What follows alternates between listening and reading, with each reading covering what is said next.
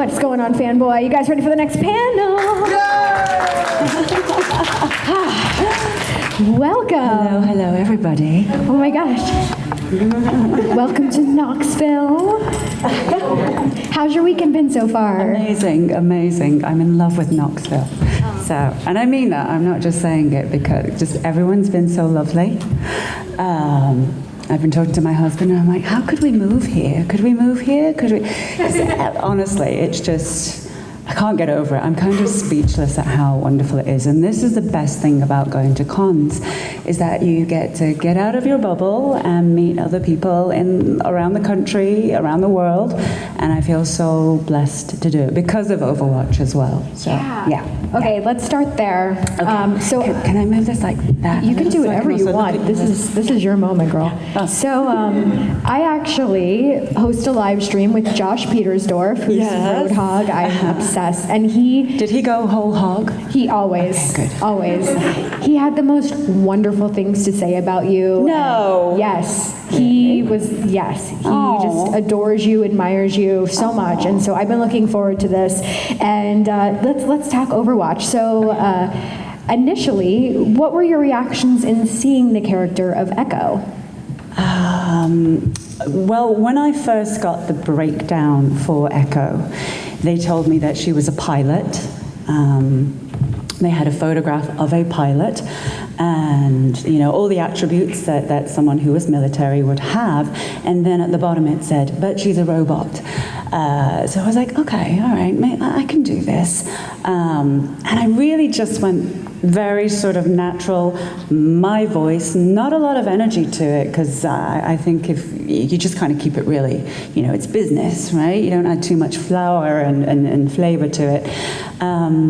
But when I actually saw the picture of her and they revealed all of the artwork and they showed me Route 66, I was like, oh, she's kind of fun though. To me, I think she's like a child that just learns so very quickly. She's almost part velociraptor, part, just like most AI when they're depicted in movies, they're childlike and then they learn so quickly. And they could be quite dangerous, but she's not that I know of. Right now she's just really sweet, and so I felt like, okay, well, I'm just going to bring this youthful, lust for life, lust for learning attitude to her, which I think I've stayed pretty true to. And I find that really funny because there's such an innocence to her.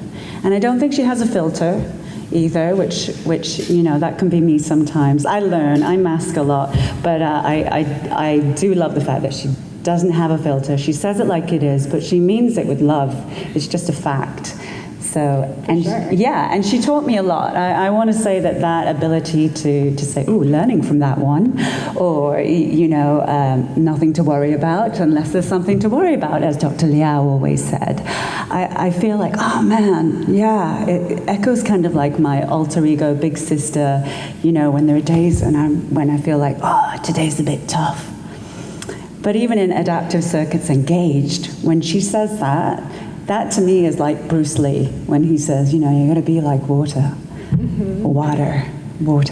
Yeah. So I think every single one of us Overwatch actors will say, it's so strange the way Andrea Toyas brought us together and heard something in our voice auditions that might not sound. I know Jen Cohen said she had a lot on top of her character, and Andrea was like, let's just remove all of this, because I can hear something in there that is great for the character. And I think she had that ear for all of us. Yeah. And so that we're able to say, yeah, there's a little bit of me in Echo, and there's a little bit of Echo in me as well. I love that so much. And I think I also waffle on, so stop me if No, are you kidding? No, please do. Yeah. Please do. I love Echo. Echo is such a cool character, insanely popular. I mean, and obviously, like, Overwatch is this global phenomenon. Like, it really just exploded to the point where now there's tournaments based on Overwatch. Yeah. So have you ever had the opportunity to attend any of these tournaments? I haven't, because obviously the pandemic happened in March of 2020, and that's when Echo was announced. So I basically got introduced to the world via online, crazy times, and through Instagram, and obviously from what the other actors had experienced, they would share that with me. But when I booked Overwatch, my friend David, who's a director, had just done a documentary, and it was to follow one of the Overwatch leagues. I can't remember which one it was, I'm so sorry, but it was East Coast. I think it was a New York Overwatch league. And he was like, wait, you just booked a role on Overwatch? I was like, yeah, I did. And I didn't know much about it. He was like, that's so crazy because it's huge. You do know it's huge. And I do now. I definitely do now. I feel like huge is an understatement. Like, huge. Overwatch took the world by storm, and now, I mean, we're getting Overwatch 2. Overwatch 2, who's excited for that? And it's soon, right? It's what, October 4th. Yeah. And I know the same amount as what everybody else does. They say it's October 4th. Who knows? I worked on another video game many years ago, and I think that took about 7 years to come out from development, right? And there were so many changes as well with that game. They brought in a whole brand new cast. They brought in a new production company. You honestly never know what's going to happen. Sure. So yeah. But October 4th, everybody. I will wait very patiently. I'm trying my best. I'm so excited for it, and I'm so excited for all of you guys, because it's super cool. Were you a gamer growing up? Was this something that you were into? Not really. I think when I was younger, I would play games like, this is how old I am, when like the Commodore 64 or the Spectrum ZX, what was it? Do you remember the Spectrum ZX? I just had a C64. Right. And when they had joysticks, my coordination is not very good. People tell me to play Overwatch on a PC because it's more precise and easier. We have a PlayStation, so but my husband has played it. I will watch when he plays that. Who does your husband play as? Oh God. Okay. Who? So he tried to play Echo, and he said, she's so difficult. She's just difficult. She's like my wife. She's so difficult. And so he loves Cassidy. Okay. I know. You can call him whoever you want to, but Cassidy. And he also likes to play Ash, so I think he's got a bit of cowgirl going on. Like, saddle up.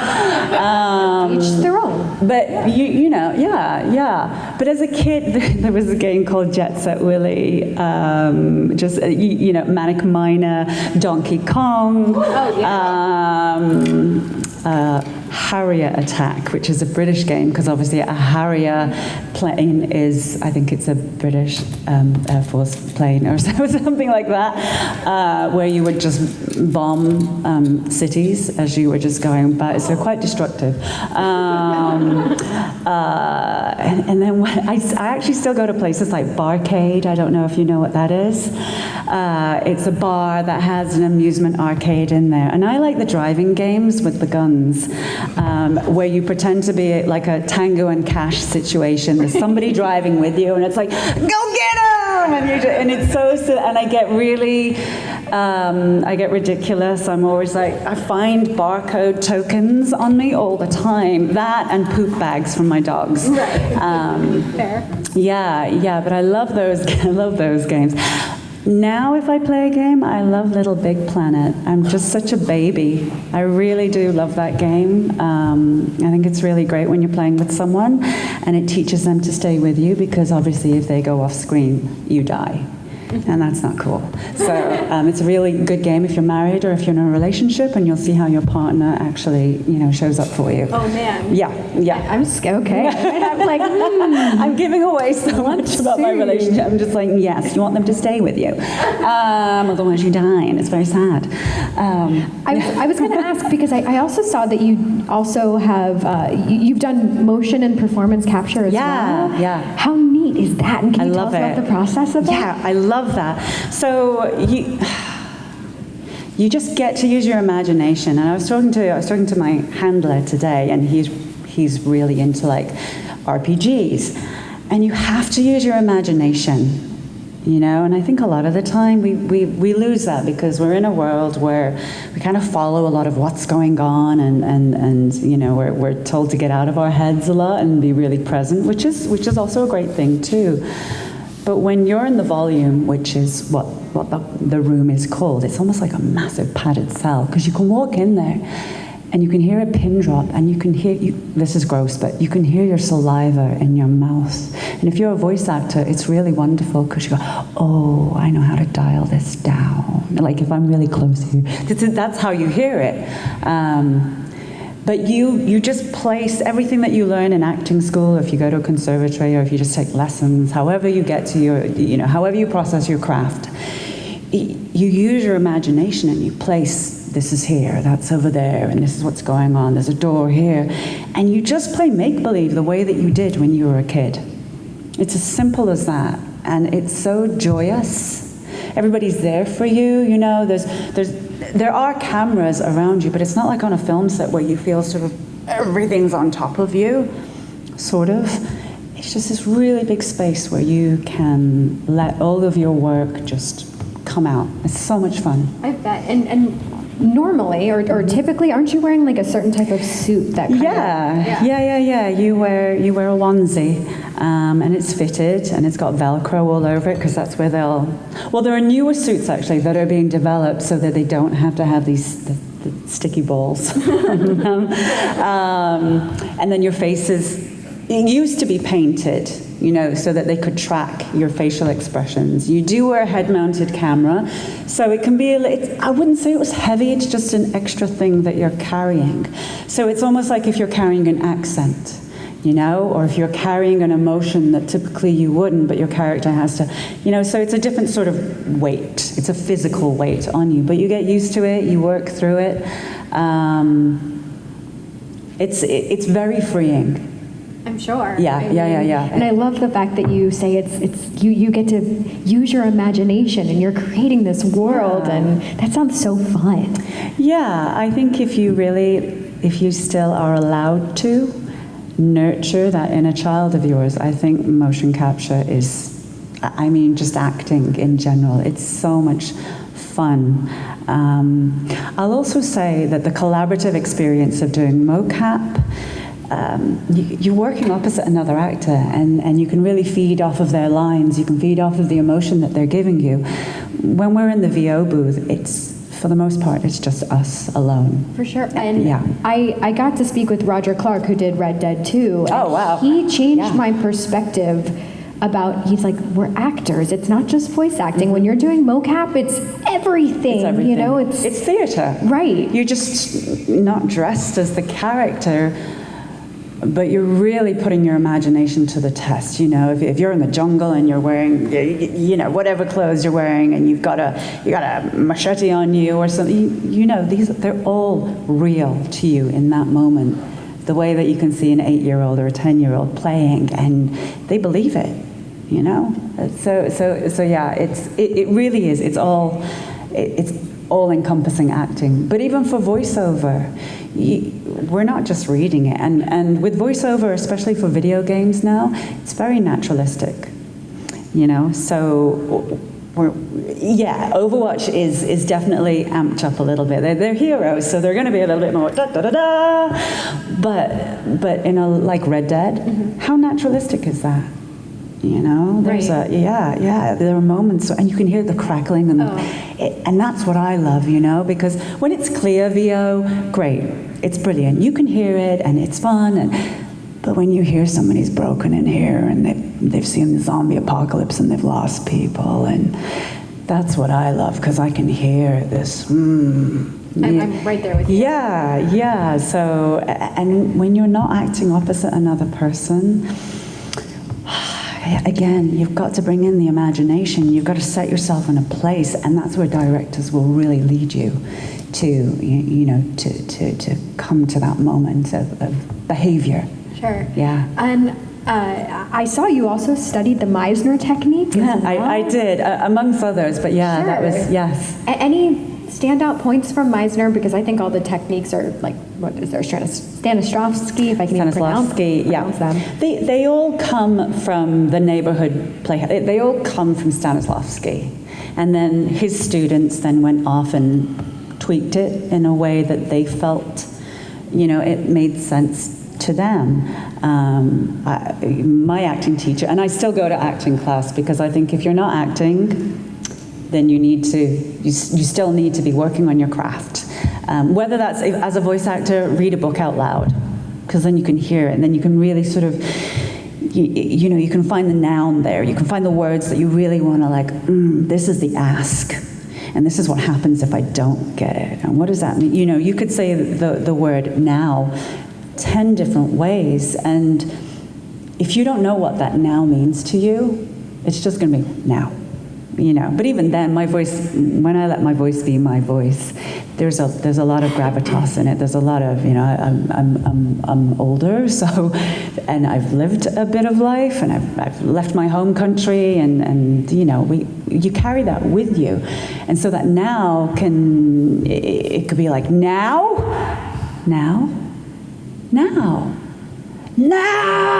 if you're in a battle scene. So they have so many different meanings, and I think that as a repetition, not necessarily from Meisner, but just when you find what is the word that really, say it a few times, more than a few times. If you don't have a lot of time to rehearse, you don't have a lot of time to figure out who your character is. It's like, ask the 5 questions. Who am I? Who am I with? What do I want? What happens if I don't get it? Also, environmentally, where am I? That'll get you through, but the repetition of certain words, and they will really zhuzh that character and lock you in to what your need is. I don't even remember the question. You answered Meisner, it. Sure. Meisner. Sorry, that was so cool. Okay, But Meisner's really good if you don't have a partner opposite you, or scene partner. By that I mean, and I did an audition recently for a massive TV show, animated. I'm sure you probably also. It was so good. I can't even say what it was, but it was so good. But my reading was really flat the first time that I did it, and I was in a studio, because I thought, I don't want to record it at home. I'm going to go in, and I stopped the engineer and I just said, sorry, let me just do this a different way instead of reading my lines. And so I created the character who I was in the scene with, and then dropped into my character. And so Meisner's a little bit like that, right? It's the repetition of me saying, you're wearing a blue dress. And what would do you know repetition? I'm wearing a blue dress. You're wearing a blue dress. I'm wearing a blue dress. You're wearing a blue dress. I'm wearing a blue dress. Yeah, you're wearing a blue dress. I'm wearing a blue dress. Okay. Right? And so you can derive from that I'm like, you're a blue dress, and she's defending herself. Right? So when you're doing voiceover, you could do that, just like, if it feels flat, it's like, oh, my opinion, my point of view isn't coming out more. So you want to push it a little. And I'm not saying you don't push the volume. You push the need, right? And my need was to get across. I love your blue dress, by the way. I think, yeah. But you know what I mean? There's things that you can pick up very quickly and have a very strong point of view. We could have taken it very flirty, and I could be like, I'm wearing a blue dress. Right? I'm wearing a blue dress. Yeah, so, and even I have to remind myself of those moments when it's like, yeah, you might only have half an hour to get this in, because I've been doing other things, and it's like, oh, this is the deadline to get your audition in. Also, if you are a voice actor, or any kind of actor, get your audition in as quickly as possible, because everything's online, and nowadays it's about who gets their audition in first, because they're going to be seen first. And when you're further down the line, because you're getting it in at the deadline as opposed to closer to when you first got that notification that you have an audition, you know, you might not even get seen or heard. And that's the sad truth about it. You know? That's so interesting, though, because, you know, I do a lot of these panels, and people will always ask, you know, what are some tips and tricks? I've never heard anybody say that, ever. And well, maybe it's because they're hiding it. Maybe that, but also the pandemic brought about, well, it opened the floodgates in a great way for everybody. If you want to be seen, if you want to be heard, there's an opportunity. Take it, run with it. But the more versed you are with your craft, the faster you can develop your character, and you can get that tape down, whether it's audio self-tape or on camera self-tape, and then you can get it out there, you know. Because auditions are the hardest thing to do, and when we overthink it, that means we want more time. And time is nice, but, you know, when you realize, oh, there are thousands of people that are going to submit to this, and they're probably only going to see, you know, 30, maybe. Yeah. Yeah. Time is important. It just is, and that's just one of the realities of it. And we didn't realize it until further down with the pandemic, and it's like, oh, okay, great. Oh, and you realize you're in a race. And that you can't live up here for too long. You just got to do it. I mean, like Nike's copywriters created the best slogan ever, and it was just do it. Fabulous. And then let go of it. That's it. Yeah. Well, if it's okay with you, if you guys have any questions, now is your time to ask. Tell it, Brad. You spoke about using your imagination on these sets. When you've seen the final product, how did that measure up to what you visualized when you were on there? I think for the motion capture that I've done, it's pretty much matched it. For voiceover, again, they're just going to choose whatever phrase, however it sounds best, matched with a moment, a situation, or another character. So I think they do a pretty good job.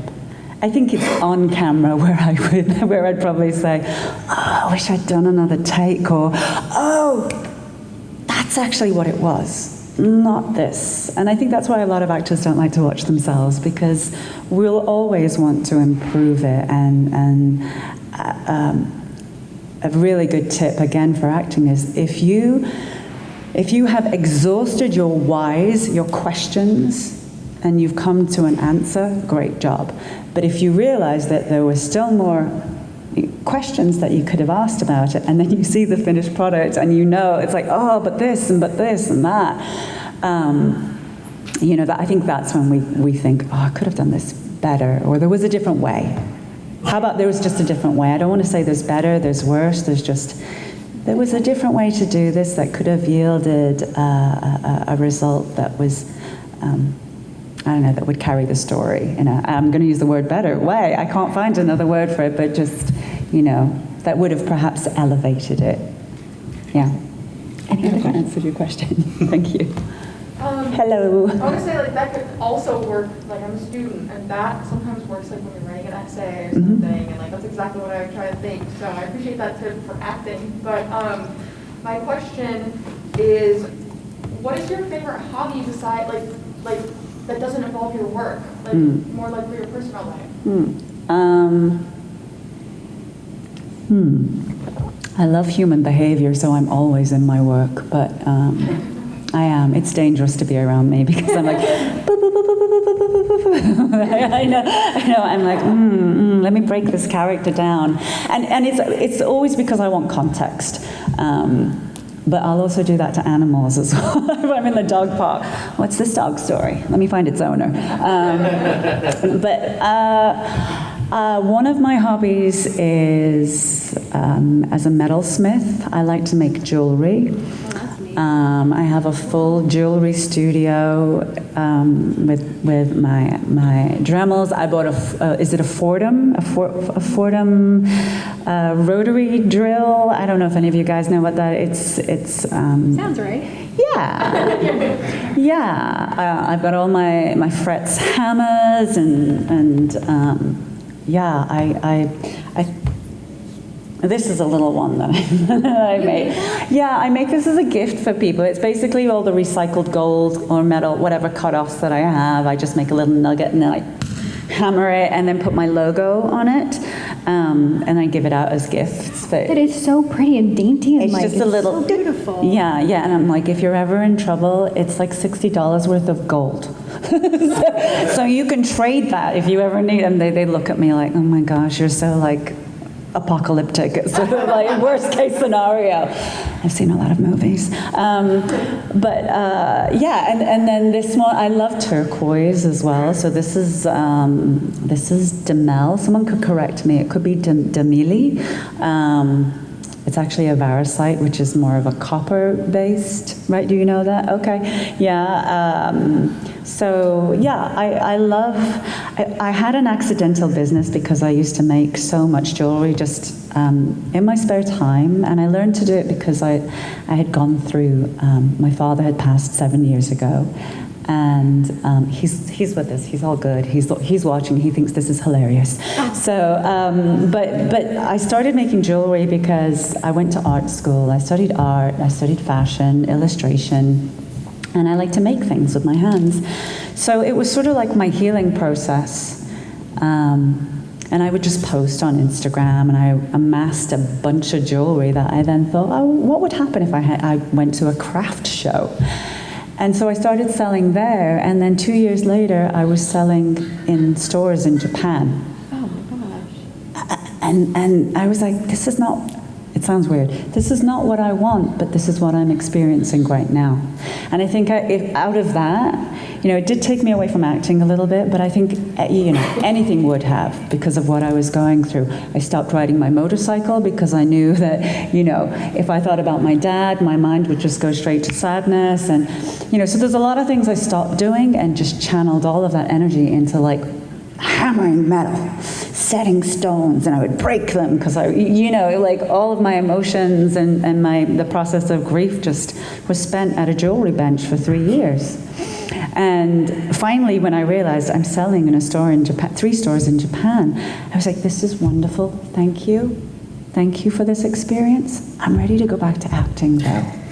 I'm so ready to go back to it. But it taught me a lot. It was like therapy. When I made a mistake, if I broke a stone, if I burned up metal, if I, when you can burn gold if you don't use a special protector, and you end up having to sand off the gold. I'm sorry, this has turned into a metalsmith. This is fascinating. I've never heard anything but you would learn so quickly. I felt like you learn faster at the jewelry bench than you do in life. So, when I finally got back to acting, it was just another thing I could carry with me, So that was a fun hobby. I still do it once in a while. Thanks for asking that question. Yeah, and it also confirms I really do go all the way around the houses to answer a question. So I do apologize for that. I think that's you mentioned that you ride. Do you still ride motorcycles? I don't. I need to rebuild the front end. Her pistons are all shot. Okay. I know, and so when and also the last time I rode her, her name is Emma Peel. She's from the show The Avengers, Sure. the original British TV show, who was played by Diana Rigg, who was, if you watch Game of Thrones, she played Marjorie's aunt or grandmother. I've watched the show, but there's so many characters. She's the one who has everybody watched it. I don't want to. I think she no spoilers. I'm covering his ears. Okay. She ended Joffrey, I think. Oh yeah. She poisoned. Okay. Yeah. So my bike is named after her character from back in the 1960s. I love it. That's badass. Yeah. Thank that you. is so. She was badass. Yeah. She was badass. And it's not a spoiler, I read the books. Okay. Oh, all right then. That's fine. Yeah.